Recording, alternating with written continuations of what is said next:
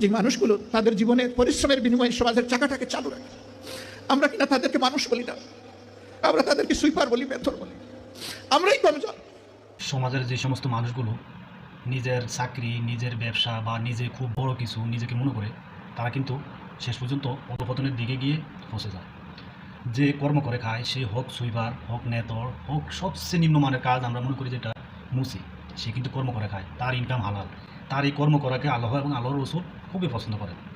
আর যারা আমাদের দেশে নিরীহ মানুষের পকেট থেকে কীভাবে ধান্দা করে টাকা নিয়ে খাওয়ার চিন্তাভাবনা, কীভাবে কোন জায়গা থেকে অবৈধভাবে টাকা ইনকাম করা, ওদের থেকে আমি মনে করি এই মুসি কাজ যারা করে, নেতরের কাজ যারা করে, রোড গার্ড ঝাড়ু দেওয়ার কাজ তারা করে, ওদের থেকে হাজার হাজার গুণে ভালো।